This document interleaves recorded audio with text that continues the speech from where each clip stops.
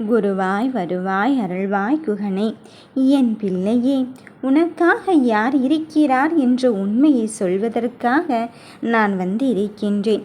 நீ எந்த நிலையில் இருந்தாலும் என் நிலை அறிவதற்கும் என் நிலையில் உதவியை பெறுவதற்கும் யாருமே இல்லையே அப்பனே என்று நீ என்னிடம் கண்ணீர் விடுகிறாய். உனக்காக ஒருவரை அனுப்பிவிட்டு, உனக்காக ஒருவரை தயார்படுத்திவிட்டு, இதோ நான் உன் முருகன் கண்ணில் காட்சியளிக்க விட்டேன். உனக்கானதை மட்டுமே நீ என்னிடம் வேண்டிக் கொள்கின்றாய் என்றால் நான் உன்னை விட்டு அப்படியே சென்று விடுவேன். ஆனால் நீ அப்படி இல்லை. நான் விரும்பும், என் மனம் விரும்பும் செல்ல பிள்ளையாகவே இருக்கின்றாய். ஏன் இப்படி சொல்கிறேன் தெரியுமா? உன்னை சுற்றி இருப்பவர்களும் நீ சந்தோஷமாக இருக்க வேண்டும் என்று நினைக்கின்றாய். அதனால தான் என் பிள்ளையாக நான் உன்னை ஏற்றிருக்கின்றேன். கஷ்டப்படும் போதெல்லாம் மனம் தளர்ந்து விட்டு இதற்கு மேல் என்ன செய்வது, எல்லாம் சரியாக போய்கொண்டு இருக்கும்போது வெற்றியை பெற முடியாமல் இருக்கின்றதே என்று எண்ணாதே. நீ செய்த அனைத்து புண்ணியமும் இப்பொழுது ஒன்று சேர்ந்து உனக்கான நேரத்தை தீர்மானித்து விட்டது என் பிள்ளையே. ஆகையால் தான் சொல்கிறேன், வெகு விரைவில் உனக்கு நல்ல செய்தி உன் செவிகளில் சேரப்போகிறது என்று. எந்த ஒன்றிற்காக ஏங்கிக் கொண்டிருந்தாயோ அந்த ஏக்கத்தை தீர்த்து வைத்து உன் மனதிலே நான் இந்த முருகன் குடிக்கொண்டு இருக்கின்றேன் என்று உறுதிப்பட தெரிவிக்கத்தான் வந்திருக்கின்றேன். இந்த உலகின் நிலை என்று எதுவுமே இல்லை என்பதை முதலில் நீ உணர்ந்து கொண்டால் மட்டும்தான் இந்த முருகனை உன்னால் உணர முடியும்.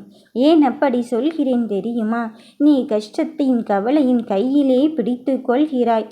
அதை விட்டுவிடு விட்டுவிடு என்று எத்தனையோ தடவை உன்னிடம் சொல்லி இருக்கின்றேன். ஆனால் உன்னை அறியாமலே உன் கண்களில் இருந்து கண்ணீர் வடிந்து கொண்டு இருக்கின்றது. அத்தனைக்கும் தீர்வாக நான் உன் அப்பன் இருந்து கொண்டு இருக்கும்போது உனக்காக யாருமே இல்லை என்று சொல்லாதே. நானே உன் நேரில் உனக்கான விஷயத்தில் உதவி செய்ய இருக்கும்போது உன் அதிசயத்தை இப்பொழுது பார்க்கத்தான் போகிறாய். இது நாள் வரையிலும் மற்றவர்கள் முன்தான் நான் எப்படி காட்சியளித்தேன், எப்படி அவர்களுக்கு நல்லது செய்தேன் என்று நீ அவர்களிடம் இருந்து அறிந்து கொண்டாய். அப்பொழுது ஒன்றை நினைத்தாய் அல்லவா, இதுவெல்லாம் எனக்கு எப்பொழுது நடக்கப் போகிறது? நானும் என் முருகனை மட்டும்தானே நிலையாக நம்பிக்கொண்டு இருக்கின்றேன். அவன் கரத்தை மட்டும்தானே கைப்பிடித்து கொண்டு இருக்கின்றேன். ஆனால் எனக்கும் மட்டும் ஒன்றும் நடக்கவில்லையே என்று உன் மனம் நீங்கி ஏக்கத்திற்கு விடை கொடுக்கத்தான் இருக்கின்றேன். நான் உனக்கான ஒருவரை அனுப்பி உன் செயலை அவர்களின் மூலம் செய்ய வைத்து நீ வெற்றியை கொண்டாடுவதற்கு தயாராகிவிட்டாய் என்பதை புரிய வைக்கவும் அறிய வைக்கவும் இருக்கும் போது நீ மனதில் எதை நினைத்தும் வருத்தப்படாதே என் தங்கமே.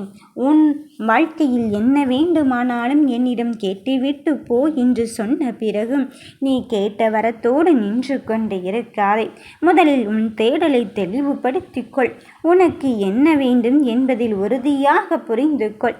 நீ எத்தனை விஷயங்களில் அங்கு என்னை நம்பிக்கொண்டு இருக்கின்றாய் என்று அறிந்த பிறகும் நான் உன்னை எப்படி பிள்ளையே விட்டு விடுவேன் என்று நினைக்கிறாய்? இன்று மட்டுமல்ல, என்றென்றைக்கும் என் பிள்ளைகள் நலமாகவும் வளமாகவும் அடுத்தடுத்த படியை ஏறுவதற்கான நிலையும் தயாராகிவிட்டார்கள். ஆனால் அந்த படிநிலையை ஏறும்போது உனக்கான பாதை அங்கு தெளிவாக இல்லை என்று நீயே எண்ணிக்கொள்ளாதே. உன் பாதையை தெளிவாக்கி கொள்ளத்தான் இந்த முருகன் நான் கொண்டு இருக்கின்றேன். என்னை எப்பொழுதுமே அன்போடு நினைத்து கொண்டு இருக்கும் என் தங்கமே, நான் உனக்கு வரும் ஆபத்துக்களை அளிக்க எப்பொழுதும் கண்விழித்து காத்து கொண்டேதான் இருக்கின்றேன். என்னை கரங்குவித்து வணங்கும் என் பிள்ளைகளின் வாழ்க்கையில் இனி புன்னகையைத்தான் பார்க்க போகிறாய். உன் இன்னல்களை தீர்க்க வரும் முதல் கடவுளாக நானே இருந்து கொண்டு இருக்கும்போது உன்னை நல்வழிப்படுத்தத்தான் இருக்கின்றேன். உன் சுமைகள் அத்துணையும் இனி என் காலுக்கடியில்தான் இருந்து கொண்டு இருக்கும். உன் பாதை தெளிவாகிவிட்டது. உன் மௌனத்தில் இருக்கின்ற வழியை புரிந்து கொண்டு இந்த முருகன் நான் உன்னை வெற்றி பாதைக்கு அழைத்துச் செல்ல விட்டேன். உன் சூழலில் உனக்கானதை நல்லதை நான் தருவதற்கு வந்திருக்கும் போது நீ எதற்காக வருத்தப்படுகிறாய்? உனக்கான உரிமை கிடைக்கப் போகும் தருணத்திற்கு நீ வந்து இருக்கும் போதும் அது கிடைக்குமோ இது கிடைக்குமோ என்று எண்ணி விடாதே. என் பிள்ளையே, நான் வகுத்த விஷயத்தில் நீ தெளிவாக்கிக்கொள் முதலில். இதுதான் முருகன் உனக்கு தருகிறேன் என்று நீ உணர்ந்துவிட்ட பிறகும் ஏன் அதை கண்டும் காணாமலும் சென்று கொண்டே இருக்கின்றாய்? என் பிள்ளையே, உன் நல்லதுக்குத்தானே நான் உனக்கான விஷயத்தை கையில் எடுத்திருக்கின்றேன். உனக்கு எந்த ஒரு காரியம் ஆபத்தானது என்று தெரிந்தாலும் அதிலிருந்து நான் உன்னை விலக்கி வைத்து உனக்கு நல்லதை தருவேன் என்று முதலில் நம்பிக்கை கொள். அந்த நம்பிக்கை இருந்தால் மட்டும்தான் நீ என் அருகில் நெருங்க முடியும். என் வேலின் சக்தியை உனக்கு நான் தந்து கொண்டு இருக்கும்போது நான் உனக்கான வெற்றியை தராமல் இருப்பேனா? நான் உனக்கு பதிலாக ஒவ்வொரு விஷயத்தையும் என் பிள்ளைகளுக்கு சந்தோஷத்தையும் மகிழ்ச்சியும் கொடுக்க வேண்டுமே என்பதற்காக பார்த்து பார்த்து செய்து கொண்டு இருக்கின்றேன். என் தங்கமே, உன்னோடு இருந்து உன் வேலையை முடித்து தர இந்த முருகன் வந்து இருக்கும்போது நிச்சயம் உன் லட்சியமே இல்லாமல் காலம் போன போக்கில் சென்று கொண்டு இருந்த விஷயத்தை எல்லாம் முடித்து வைத்து மனமென்னும் ஒன்றில் உன்னை நிலையாக குடிவைக்க வந்திருக்கின்றேன். இப்படி இருந்தால்தான் உன் வாழ்க்கையில் உயர்வடைய முடியும் என்பதை உனக்கு உறுதிப்பட தெரிவிக்க வந்திருக்கும் போது நான் உன்னோடு இருந்து கொண்டு இருப்பதை நீ உணராமல் இருந்து விடாதே. நிச்சயமாக எந்த ஒரு காரியத்திலும் லட்சியமாக செயல்பட்டால் வெற்றி உனக்காகத்தான் கிடைக்கும் என்பதில் எந்த மாற்று கருத்தும் கிடையாது. வாழ்க்கையில் ஒரு பிடிப்புடன் இரு. நீ பார்த்து கொண்டே இரு. உன்னை உன் முருகன் வாழ்க்கையின் உயர்ந்த நிலைக்குத்தான் அழைத்துச் செல்ல போகிறேன். இதை நினைத்து நீ வருத்தப்படாதே. சற்று அமைதியாக இருந்து வாழ்க்கையில் என்ன நடக்கப் போகிறது என்பதை நீ தெளிவு பெற வைத்து கொண்டால்தான் உனக்கான விஷயத்தில் நான் உனக்கு நம்பிக்கையை தர முடியும். என் மீது நம்பிக்கை வை. உன் பிரார்த்தனை அத்தனையும் நிறைவேற்றவே நான் இங்கமர்ந்திருக்கின்றேன் என்பதை நீ மறந்து விடாதே. உன் பிரார்த்தனையை கேட்டுவிட்டு நான் அப்படியே அமைதி காத்து கொள்கிறேனோ என்று எண்ண வேண்டாம். என் தங்கமே, நான் இருக்கும்போது நீ எதற்காகவும் பயப்பட வேண்டிய அவசியம் இல்லை. உன் கடமையை செய்து கொண்டே இரு. அதற்குரிய பலனை தருவதற்குத்தானே இந்த முருகன் ஓடோடி வந்திருக்கின்றான். நீ மட்டும் ஒன்றை புரிந்து கொள். எதை செய்தாலும் உன்னுள் இருந்து உன் முருகன் உன்னை வெற்றி நட போட வைப்பதற்குத்தான் வந்து கொண்டு இருக்கின்றேன்.